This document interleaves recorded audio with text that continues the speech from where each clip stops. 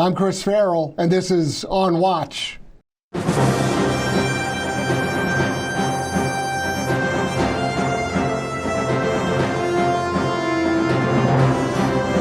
Welcome to On Watch, everybody, the Judicial Watch podcast, where we go behind the headlines to cover news and information that the mainstream old legacy media really doesn't want you to know about. We try to recover some lost history and explain the inexplicable. Today, I have the great benefit, the great honor of having my friend and colleague, Joseph Humire, the executive director of the Center for Secure Free Society, joining us. Welcome, Joseph. Pleasure to be here. Honored to be on the my first time it is. On the Judicial Watch podcast. That's great. Thank you. So, Center for Secure Free Society, that great title. What does that mean? What do you guys do? Well, the mission's in the name, so it's kind of self-evident. But really, we're a think tank, a national security think tank, created about 10 years ago here in Washington, D.C. And I'm not the founder, actually. The founder's a good mutual friend, Alejandro Chafuen, who actually had this vision after 9/11, because Alex, we call him Alex, he's most known for helping sow the seeds of economic liberty throughout the world, working in Europe, Africa, Latin America. But he, after 9/11, realized that you can't promote economic liberty if you don't promote security as well, that the two go hand in hand. And he realized that a lot of the security discussions in other countries and in this country were moving more towards a kind of communist Marxist direction, with generals being indoctrinated on Marxism. So he decided to create the Center for Secure Free Society as kind of a counterbalance. So I started to pick it up. I actually belonged to a foundation before called the Atlas Economic Research Foundation, now called the Atlas Network.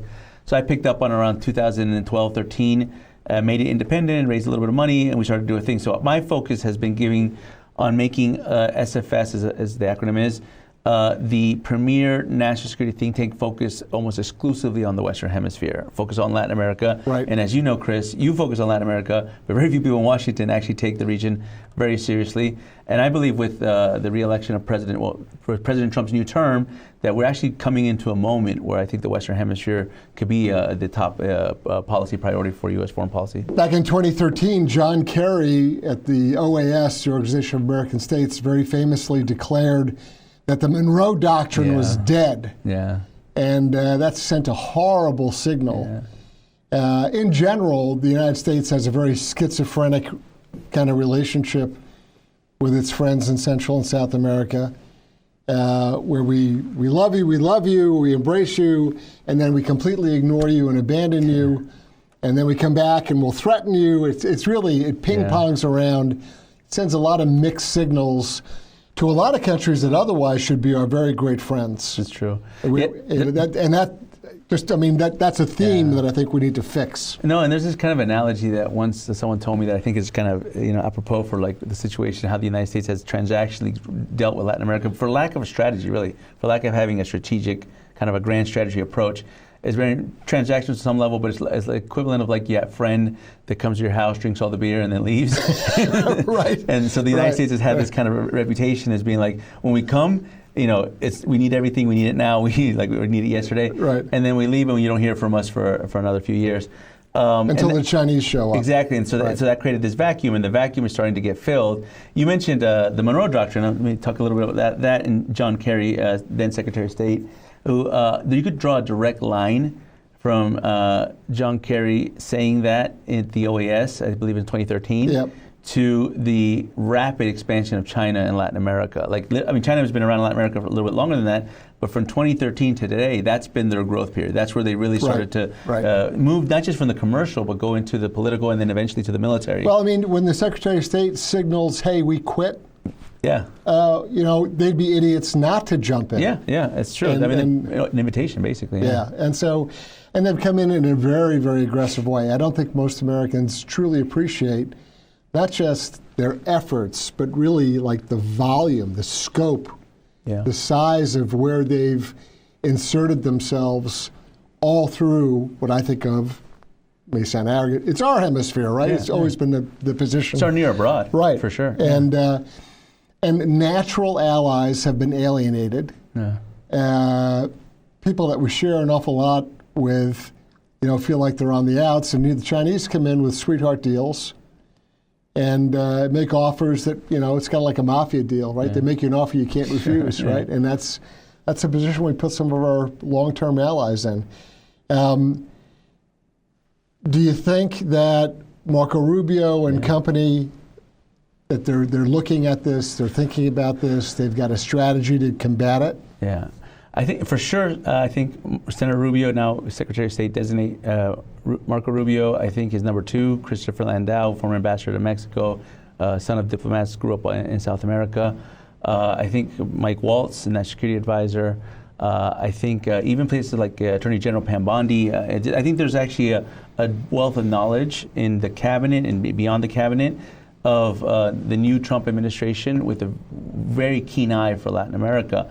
But I think the vision is coming from the president himself. And if you look at the statements he's made over the last, essentially since getting elected, since November 5th, whether it's talk about the Panama Canal, the tariffs on Canada and Mexico, Greenland, or even the Gulf of America, as it's now called. Right. You could say all those things in one breath, because it all has to do with 2 things. It has to do with national security and creating a security perimeter around the United States that protects the homeland, and it has to do with deterring China, because China is involved, along with Russia and Iran, but mainly China's the main actor, in acquiring specific strategic sites from the Arctic down to the Panama Canal, right, to be able to outflank the United States from our northern and southern flank. And as you know from military, like if you get outflanked, that's checkmate moves. And so, to me, I think President Trump has this vision of a grand strategy in the U.S. near abroad that he's starting to lay the precepts for, and it's up to his team and all of us to essentially start to pave that road to be able to come up with it. I also think there's some very smart Central and South American leaders who see the opportunity. Correct. They see an opportunity to turn the corner and make a lot of good corrections and build a lot of bridges.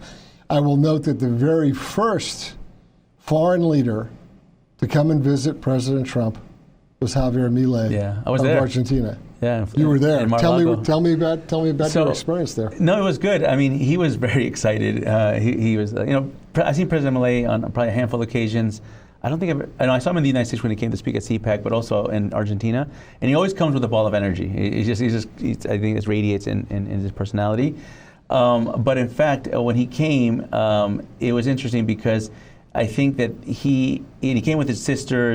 He had a foreign minister delegation, right? And they came thinking that this was going to be like a small, intimate thing right after the election. And there was upwards of about 1,000 people there. And then I didn't think he realized the magnitude of the celebrities that could have been there. Right. And I think he was just as impressed by President Trump as he was by Sylvester Stallone.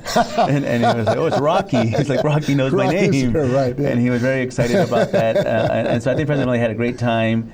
He is the first foreign leader to engage and thank congratulate in person President Trump after the election. And I know President Trump well enough to know that meant something to him. I'm sure he values that. Mm-hmm. To him, a lot of it has to do, in my opinion, with respect and acknowledgement and courtesy. Yeah. It means a lot to him.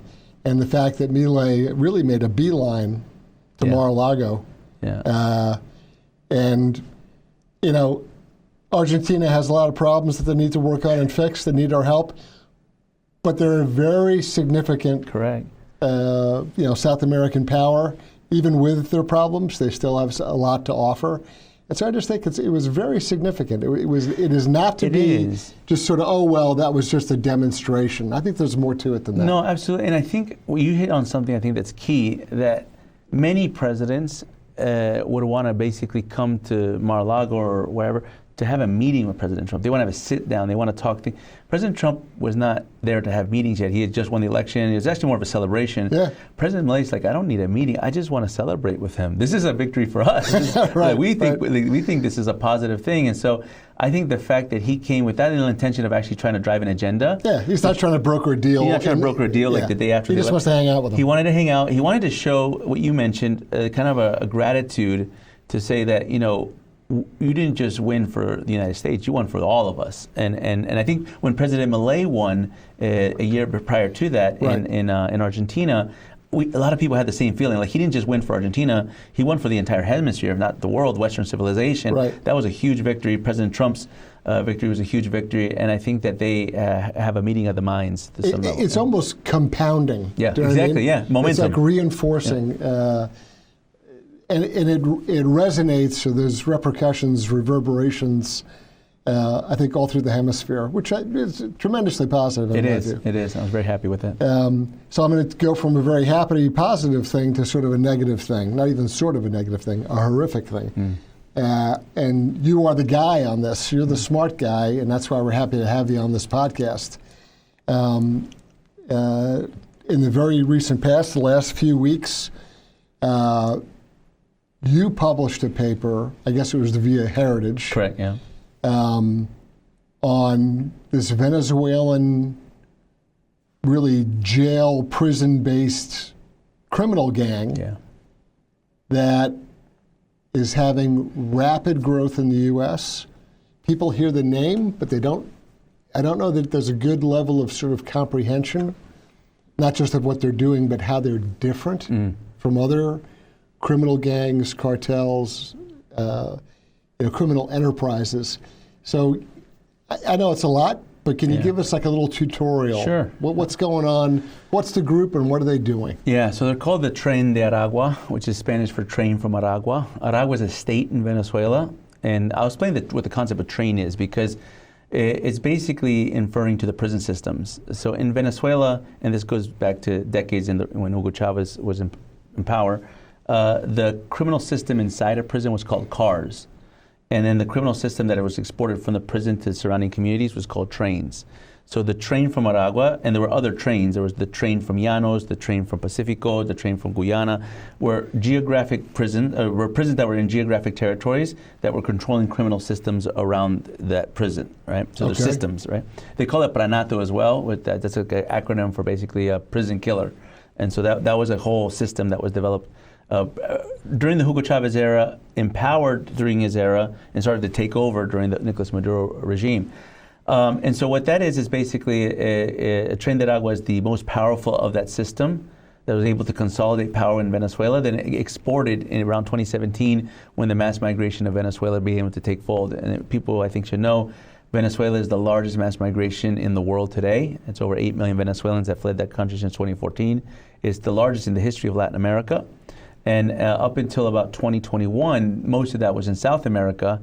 And then when the Biden administration came in and drew kind of like the magnets to steer migration north, they came with it. And so the Venezuelan migration exponentially grew into the United States, particularly through the southern border, and Tren de Aragua followed. Tren de Aragua follows all the migrant pathways and migrant routes that take place. I mean, before terrorizing many states in the United States, they were terrorizing all of South America, Colombia, Peru, So Chile. Because of the horrific conditions in Venezuela, people were fleeing Venezuela. Initially, maybe they move 1-2 countries away. They end up in Colombia, where, I mean, you can just go to the compass arrow, whichever way they go. They want to get out. Yeah.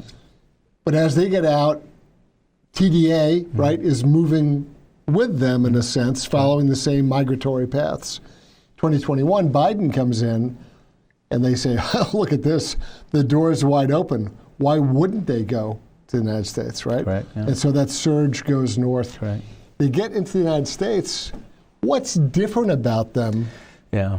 So TDA is the biggest and largest transnational criminal organization in Latin America today. Not in terms of memberships, but in terms of countries of influence. They're present in at least 10 countries throughout the hemisphere, and they've accomplished that in a matter of 6-7 years. So what took the MS-13 or the Mexican cartels to do in like multiple decades, they did it in a fraction of the time. So they're very, very aggressive. That's the first big, I think, distinction. All of these transnational criminal groups are aggressive, but not at the speed at which TDA tends to operate. The second, I think the most significant difference is they're state-sponsored. And then that's the real caveat there, because as opposed to the Mexican cartels, who have all connections to corrupt government officials, this is the state institutions of Venezuela providing basically services or capabilities to this transnational criminal organization to be able to expand further and faster than they would otherwise. I'll give you an example. We talked about the migration. So obviously the Biden administration policies was the open door that allowed them to come in. Right. However, the infrastructure to be able to move north was provided by the Maduro regime, and I'll expand on that.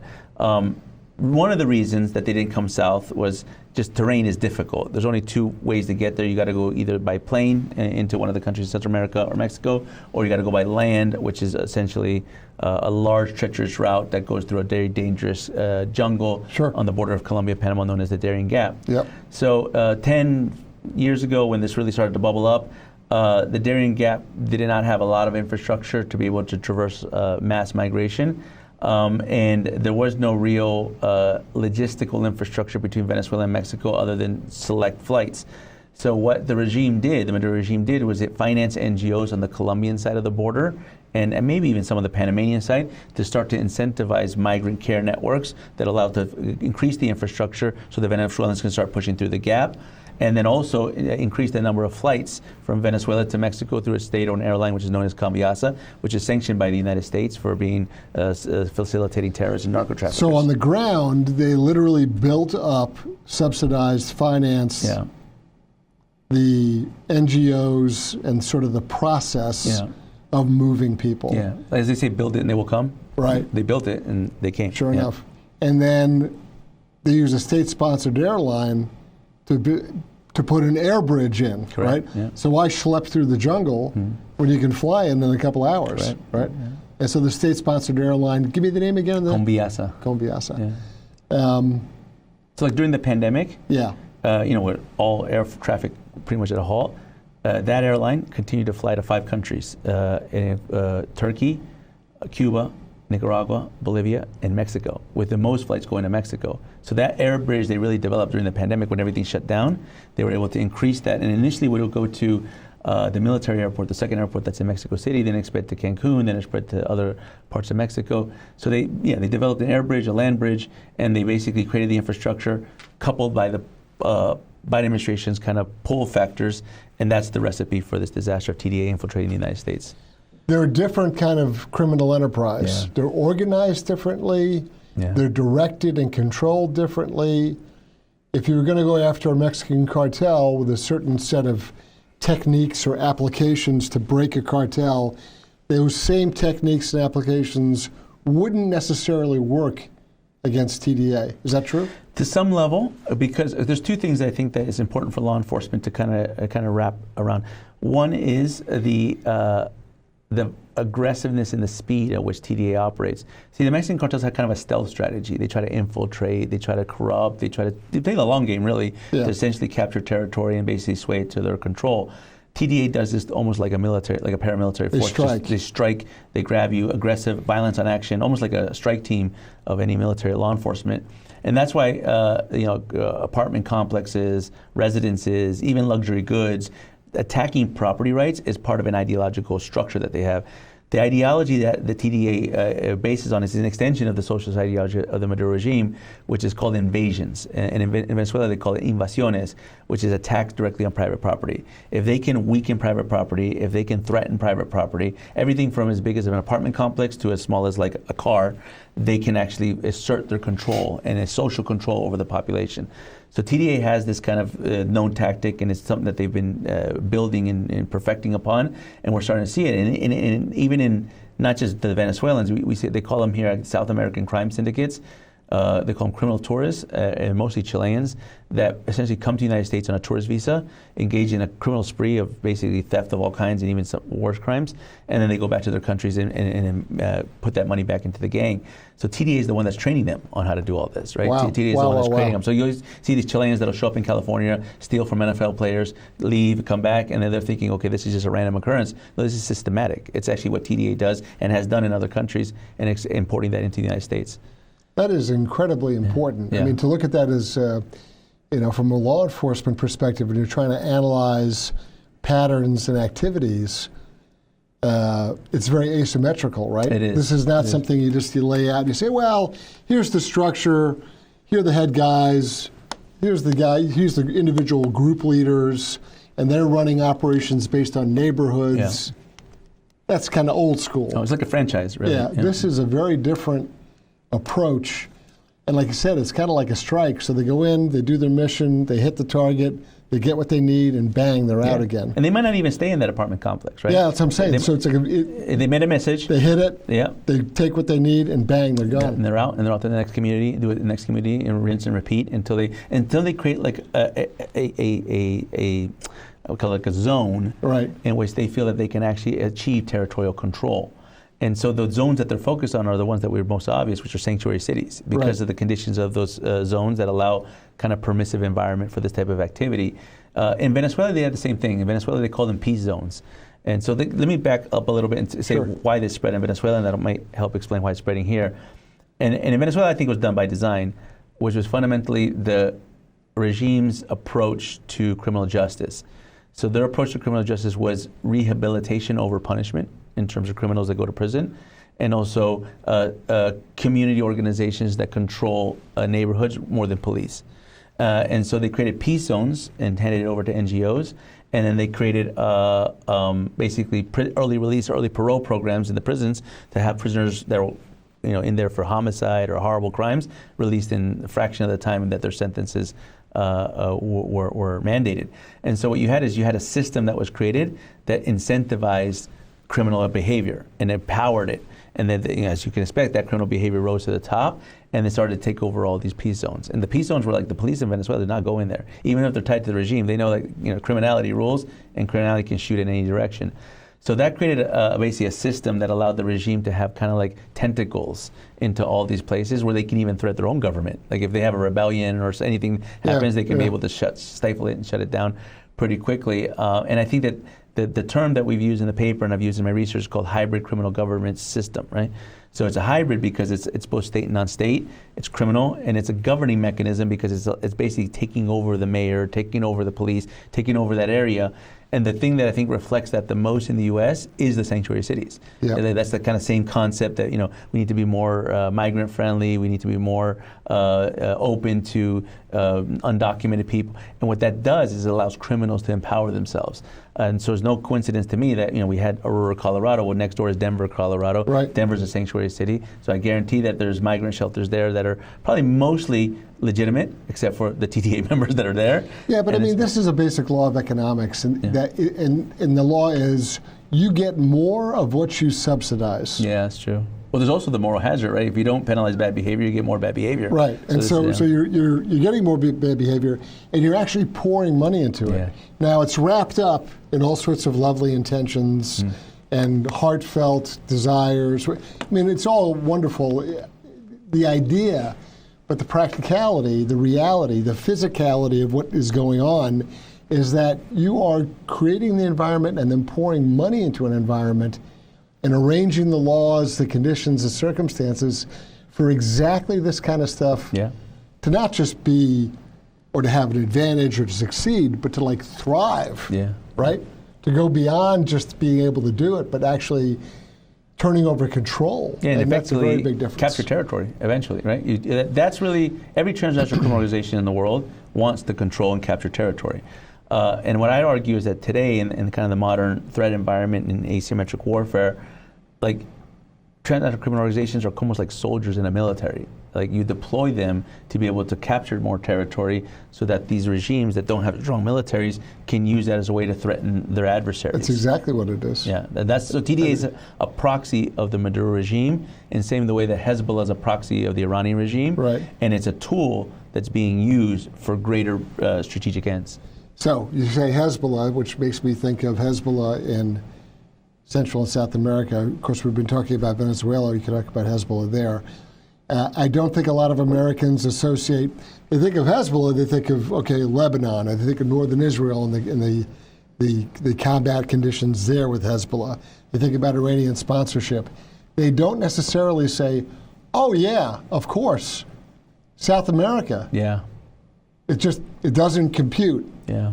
Give our viewers and our listeners a little bit of an insight into how can you say Hezbollah and Venezuela or Bolivia in the same sentence? How does that work? So I will actually tie this directly to what we were talking about before with TDA. Right. And it's actually something I haven't said in the paper or in public yet, but I think it's worth that our law enforcement community actually starts to look into this. So the question is, who is the head of the Tren de Aragua? Who's the head of TA? So the way the kind of reporting has done by journalists, they talk about this guy named Niño Guerrero, Hector Rutherford Guerrero, right? This young kid that basically was in the prison of Tocorón in Aragua State, and he rose up to be this major gang leader. I think that's a cover story. I think the head of the Tren de Aragua was the former Minister of Interior that then became the governor of Aragua, that then became the Vice President of Venezuela. His name is Tarek El Aissami. Now, why is Tarek al-Aissami so relevant? Well, because Tarek al-Aissami was also the individual that was responsible for facilitating all those documents to Hezbollah and other foreign terrorist organizations to get Venezuelan documentation to spread throughout the world. Tarek al-Aissami is of Syrian-Lebanese descent. He's very well connected to the Middle Eastern networks. And the people that he placed around himself when he was the governor of Aragua, who also were the people that helped enable the Tren de Aragua, are very closely aligned within these networks. And so I'm basically saying all that to say that we need to start looking at the alignment of Hezbollah with the TDA. It's a very serious alignment. Tarek al-Aissami is a critical node within that network, but not the only node within that network. And in Venezuela, the serious researchers on TDA are starting to look at how TDA has been able to capture some of the mining industry, which was once controlled by the ELN, and they think that they did it through Hezbollah networks. So that's an extension of the TDA thing. Hezbollah in Latin America is a broader conversation, which has been around pretty much since the birth of Hezbollah in 1982, when they born in Lebanon. They immediately were exported as a proxy of the Iranian regime into South America, carried out multiple bombings in the 1990s. I mean, if you think about the 92 bombing of the Israeli embassy in Buenos Aires, 94 attack on the Amia Culture Center, same city. At that time, in the early 90s, there was no real, that I know about, the real counterterrorism expert that thought that was possible, that Hezbollah could carry out a kinetic operation. It was out of the blue. It was out of the blue. Yep. It was very shocked. But it showed you that they were building capabilities from the beginning to be able to carry out these type of things if they needed to. So if they did that in the early 90s, you can only imagine what they could do today, because that hasn't gone away. Right. And the fact that they haven't done a big major terrorist attack like that doesn't mean that they are capable of it. Matter of fact, in the last year, since the October 7, 2023 attack on Israel by Hamas, we've seen little alerts in Latin America starting to bubble up. There's been at least 3 major arrests in South America of terrorist operations, mostly targeted assassinations that were thwarted by local police, of Hezbollah targeting Israeli or Jewish businessmen. And there was one in Brazil, there was one in Colombia, there was one in Peru, and there's always kind of these little alerts out there.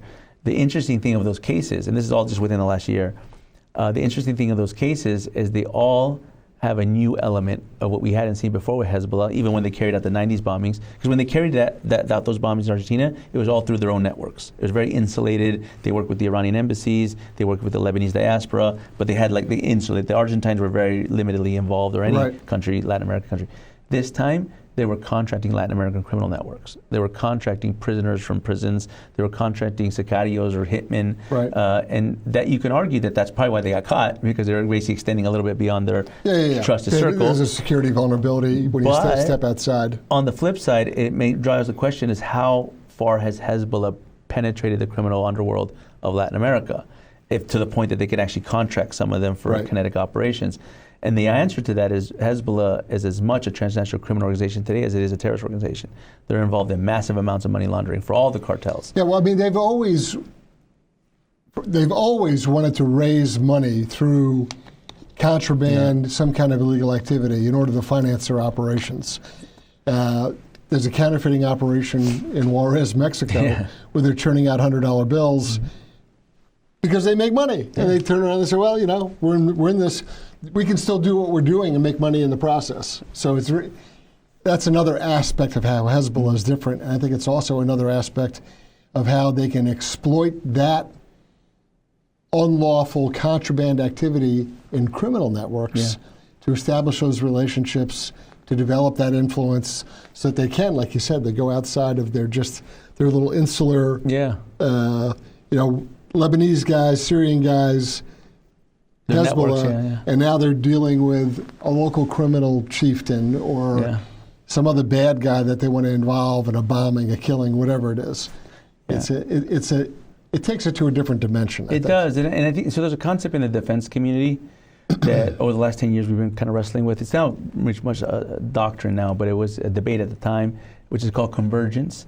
And what convergence is the symbiosis between transnational criminal organizations and foreign terrorist organizations or international terrorist organizations. And there was a time, post 9/11, that many intelligence analysts and academics and others thought that this was impossible. You wouldn't have a strategic alignment. You may have like a tactical thing, but you're not going to have terrorists and criminals operating in a symbiotic manner continually and persistently over time. Well, the reality is that's how it happened, and what we found out, and this is what convergence is about, is we found it wasn't necessarily like there was criminals that were becoming terrorists or terrorists that were abandoning their political grievances and going for criminality. It was more logistics.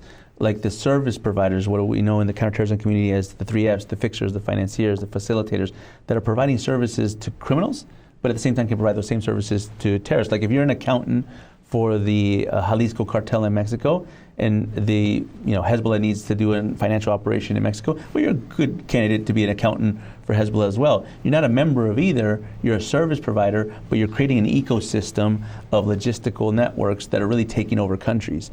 So Hezbollah has been able to be very adept at building these logistical networks, empowering them, and using them for service. The Mexican cartels, for example, before the Chinese got involved because of fentanyl, they were the main service providers for the money laundering for the Mexican cartels. I mean, they were the main money launderers of the Mexican cartels. There's a case in Colombia, this is actually one of the earlier cases in 2008, of a guy named Ayman Juma, who was a major money launderer.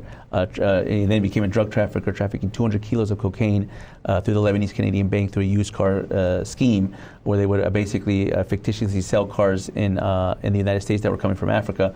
And then basically it was all just a scheme, money laundering scheme. Well, this individual, when they caught him, they found out that he was tied to the highest echelons of Hezbollah's command. Like he was talking to the Secretary General, now deceased Secretary General Hassan Nasrallah himself about these operations. So Hezbollah tried to draw plausible deniability because in their kind of narrative, they say we don't get involved in drug trafficking. It's against the ethos of Shia Islam and the Lebanese populations. We're not involved in anything in Latin America because we care about Lebanon.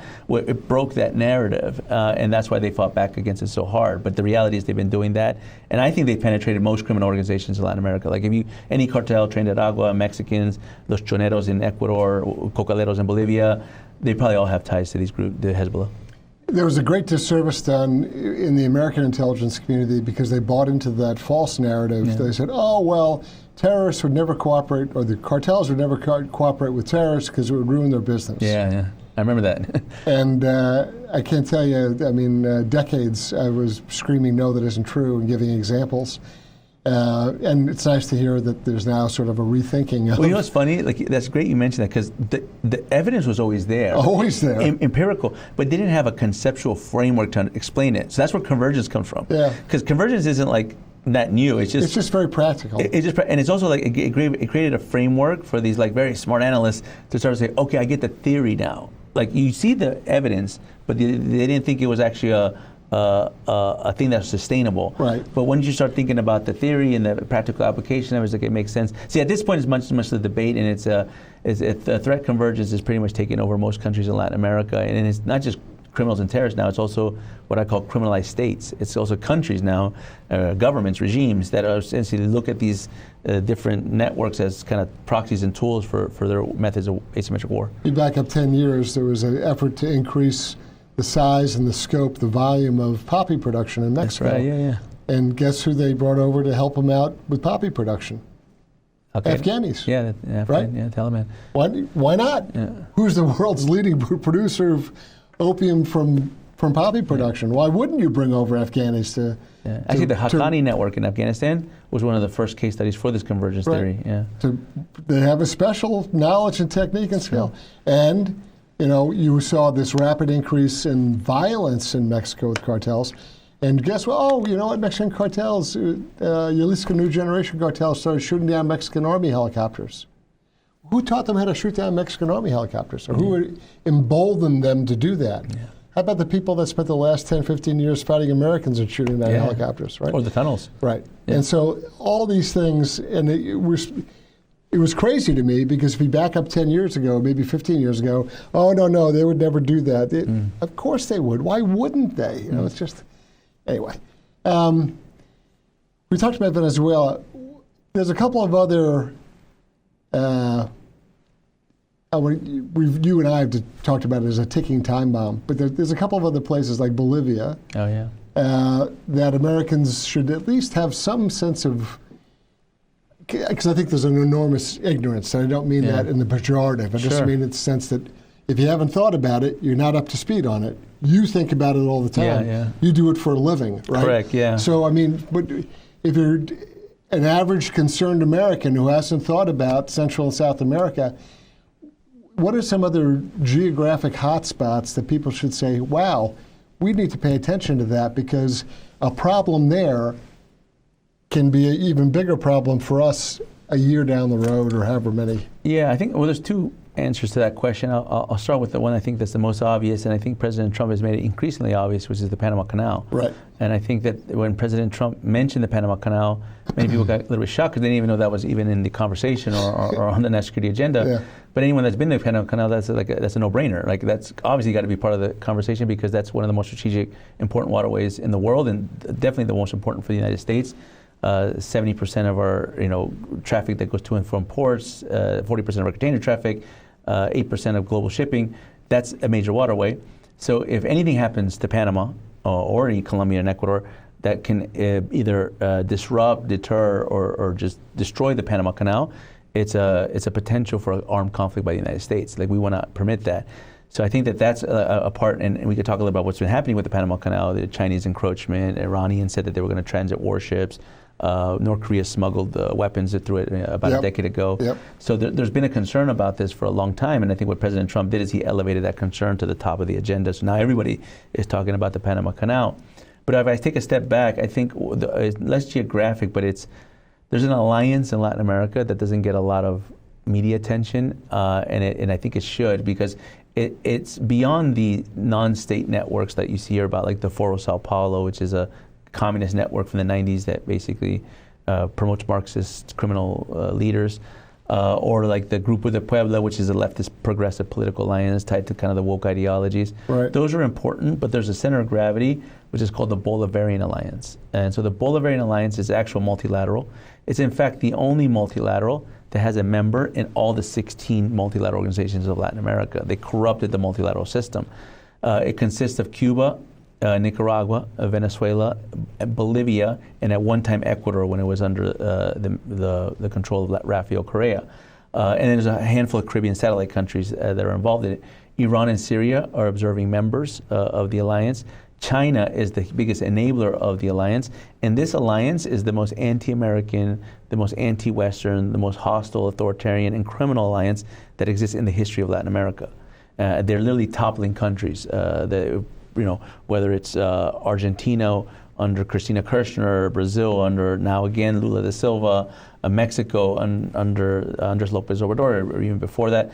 They create networks using criminal means and also just kind of asymmetric war to essentially dominate, influence the region. And I think that alliance has not really been taken very seriously by the United States. And I think that's been to our detriment. China, Russia, Iran depend on that alliance to be able to increase their tentacles throughout the region. I call this the three-quarter standard, because 3/4 of Chinese credits and loans, not its trade or investments, those go everywhere, but the credits that they're using to basically prop up regimes go to those 4 countries. 75% of credits and loans go to those 4 countries. How physically real is it? I mean, is there a place where they exist, meet, confer openly, or is this all sub rosa? No, they're multilateral, so they'll have multilateral meetings. Their headquarters is in Caracas. The Secretary General was Bolivian. I think it's now back to being Venezuelan. So they just had their 25th or something anniversary meeting in Venezuela. They talked about the Panama Canal because it happened after the statements from President Trump. Right. So they function like a multilateral, but because they don't have the legitimacy in the West, like for example the Organization of American States, they're not covered much, right? But if you follow their summits and you read their declarations, they're very aggressive in what they say. In fact, at the last one at the Caracas, at the multilateral ALBA meeting that they had in the summit in Caracas, they talked about making a motion to have the Palestinian authorities become now a member of the Bolivarian Alliance, right? So they're very ahead of the game, right? They're looking at all these networks and they're saying we need to add the Palestinians, which is, today's day and age effectively means Hamas, as an official signatory and member of a multilateral organization. Yeah. I know absolutely zero about that. So I like to think that I'm at least halfway of what's going on, but I'm completely flat on my. Flat foot on that one. I had no idea. Yeah, this is because you probably heard of Foro Sao Paulo, which is what a lot of people talk about. Yep. That's an extension of this. So if you get down to brass tacks, is that like a smiley face PR? It's like a disinformation campaign with networks and Twitter accounts and trolls. Right. But if you get to the tangible center of gravity, it's countries with governments that are aligned and coordinated and meeting to tackle the United States, to attack the United States, and it's those 4 specifically.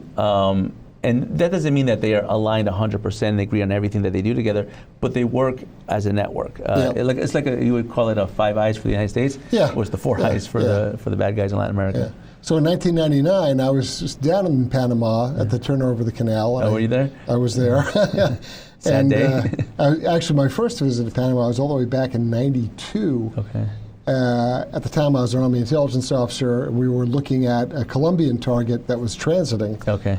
And at the time, the Panamanian Armed Forces, thanks to prior military activities, it was like two guys in a Jeep with a rifle. And that makes sense. That was who was patrolling the Darien Gap. It was that. There weren't that many people crossing back then, I imagine. No, right? there was not. It was true jungle. But you had essentially like company-sized elements of Colombian drug traffickers out of FARC, moving weight of drugs, and it had two Panamanians in a Jeep drive up and go, turn around and run, right? So there was an interest in what was going on back then. This is like, again, 92, this is dark ages, right?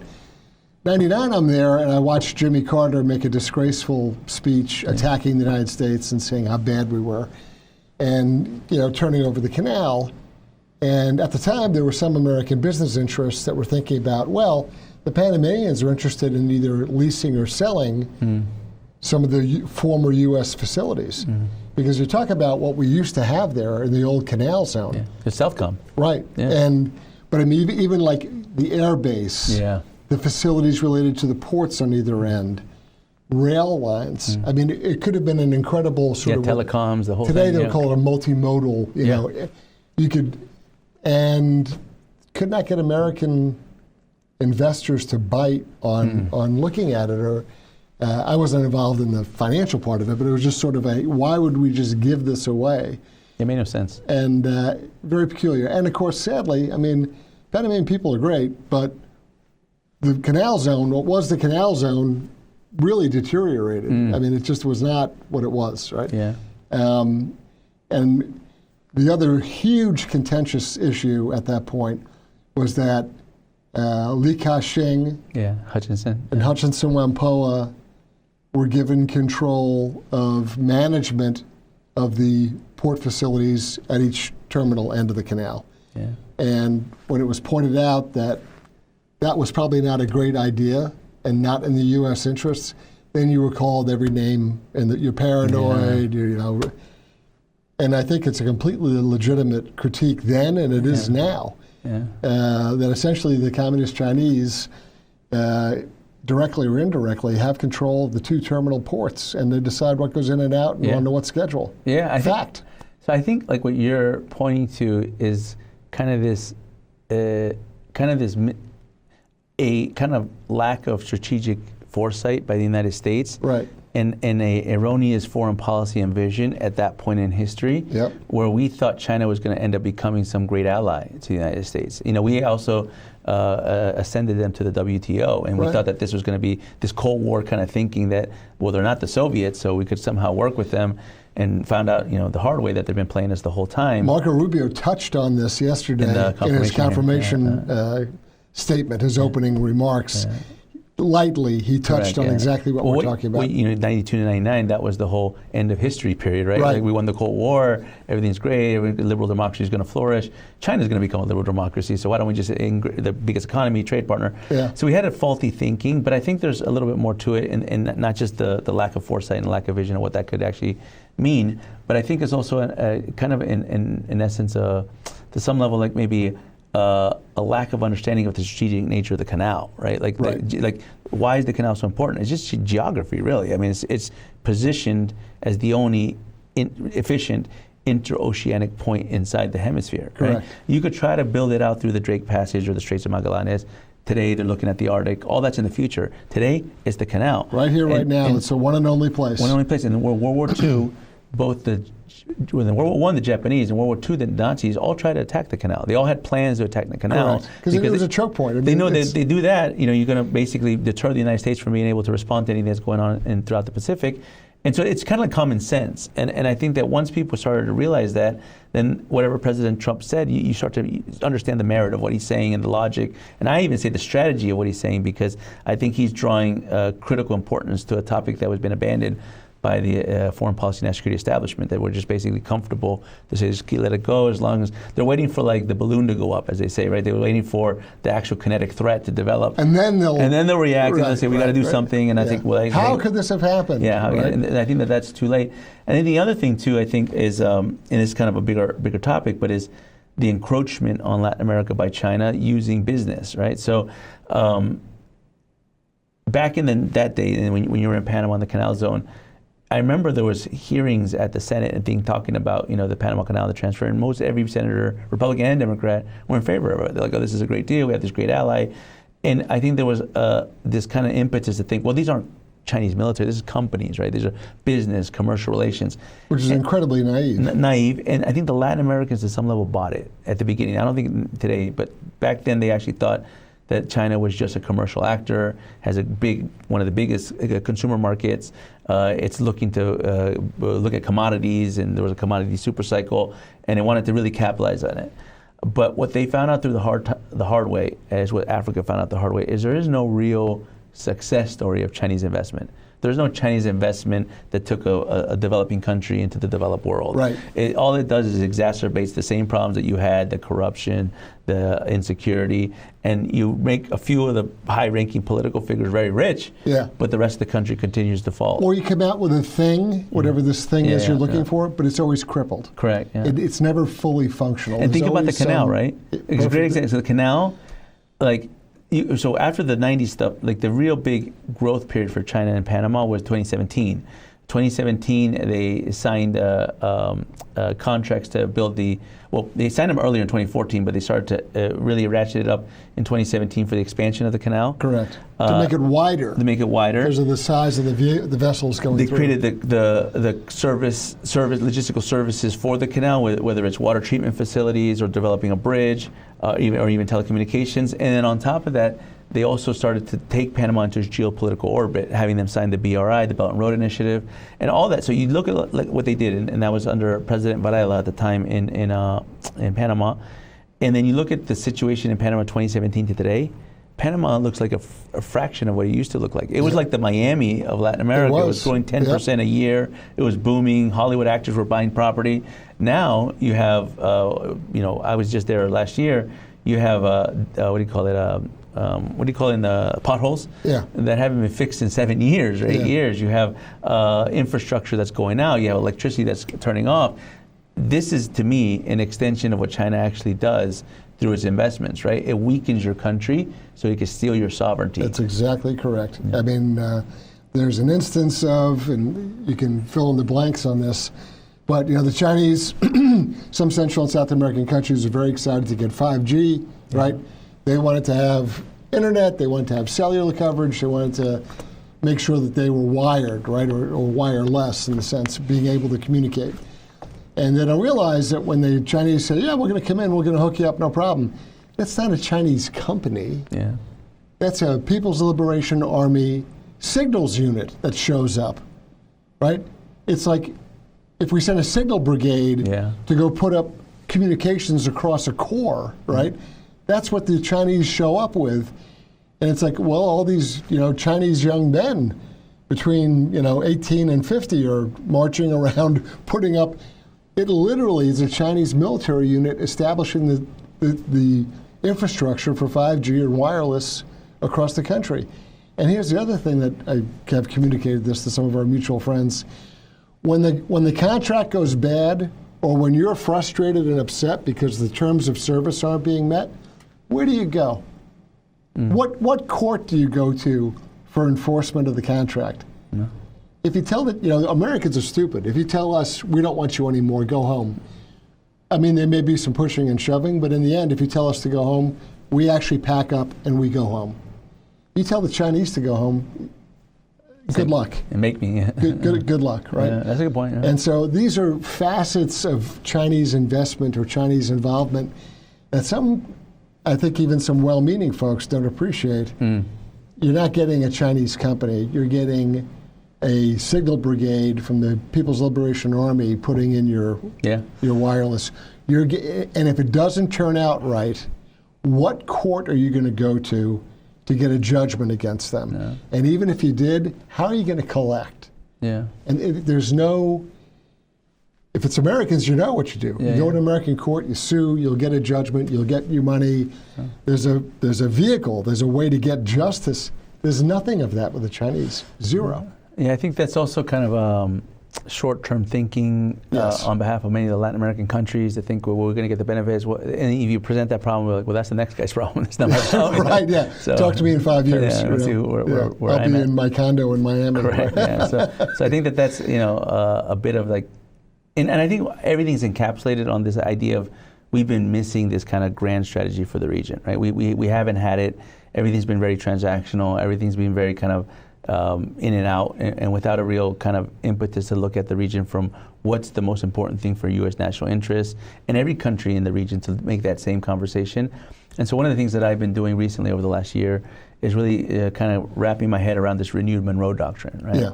Yeah. And one of the things that, being in academic circles and presenting this in different places, the pushback you get is, I believe, a misperception of the Monroe Doctrine. They view it as an imperialist or interventionist foreign policy.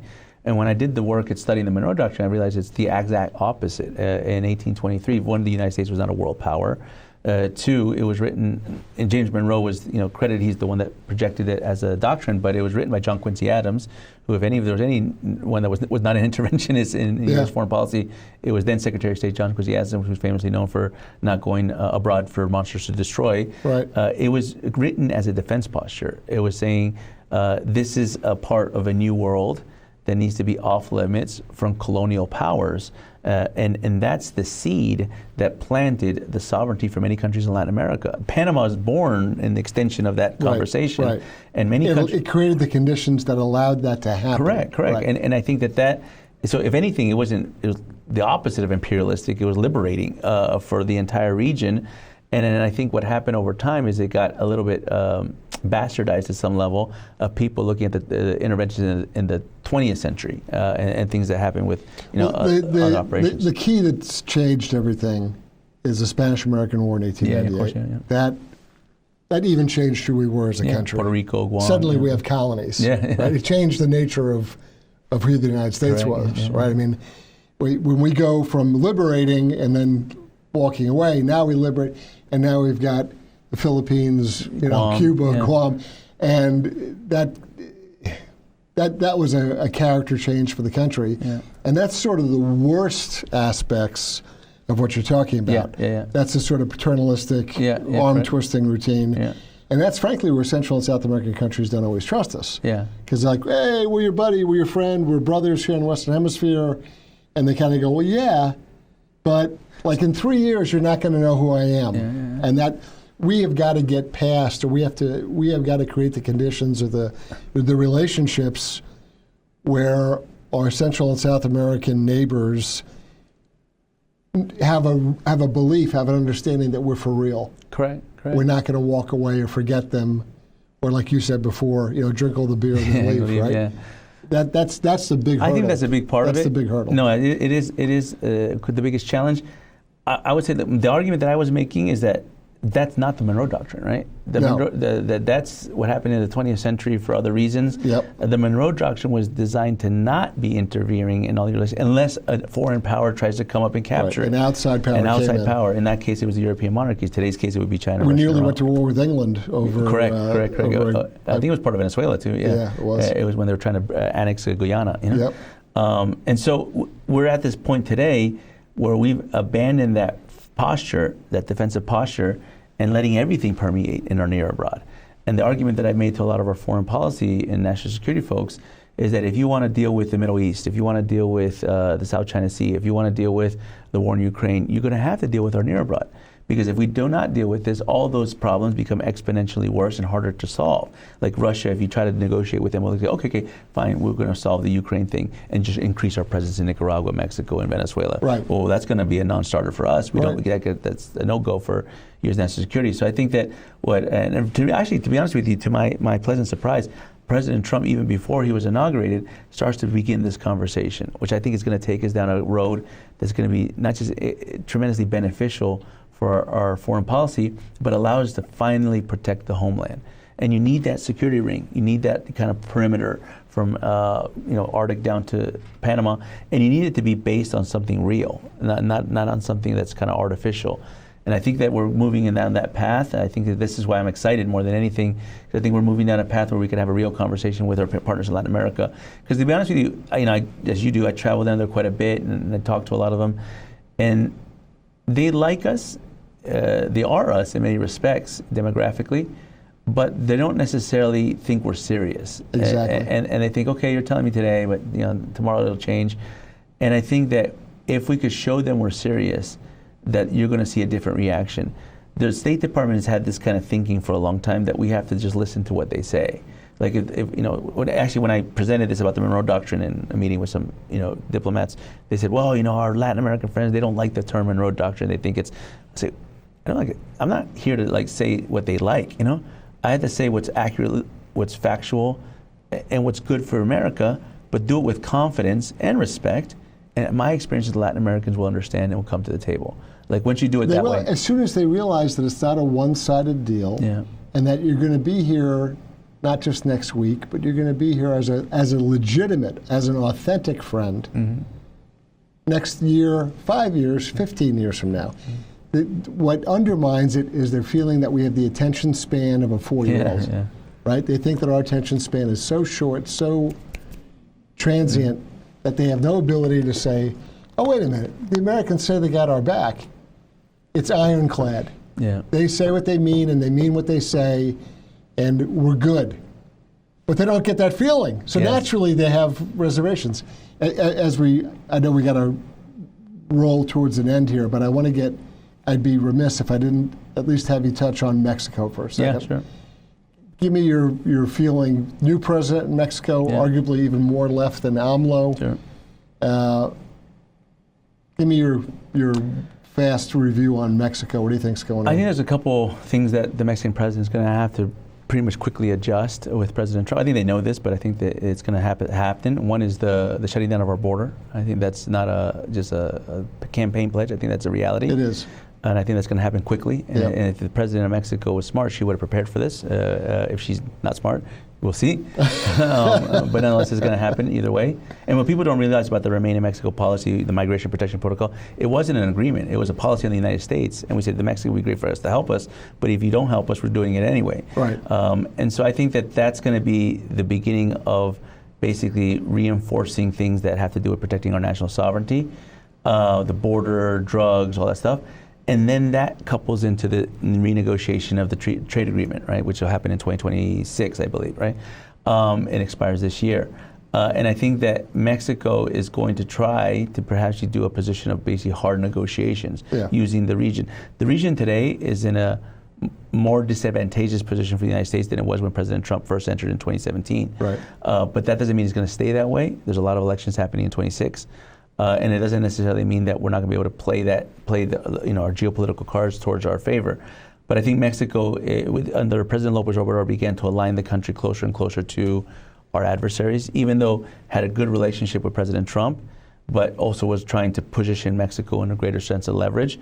And I think that today Mexico will try to do some of the same. It doesn't mean it's going to work. It doesn't mean it's going to go far.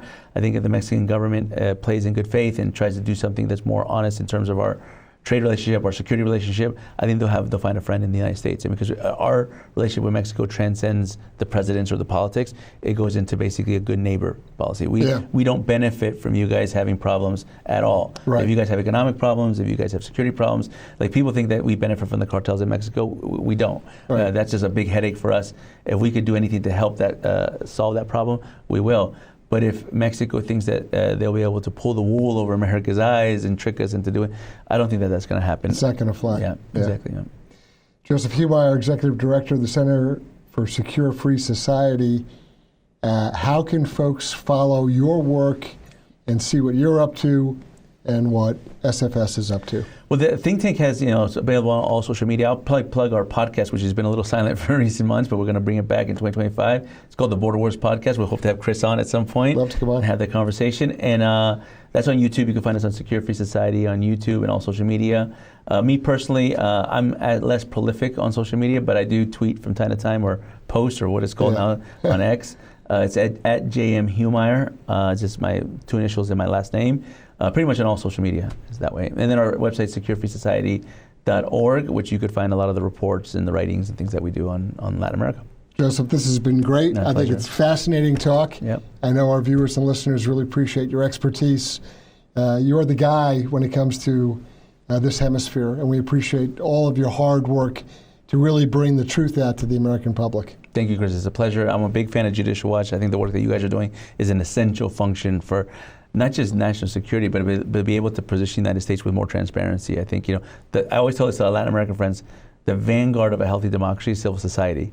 If your civil society crumbles, your democracy will crumble with it. Yeah. And I think Judicial Watch helps keep the U.S. civil society healthy and strong. Thank you, Joseph. Really appreciate it. Thanks for joining us. I'm Chris Farrell on Watch.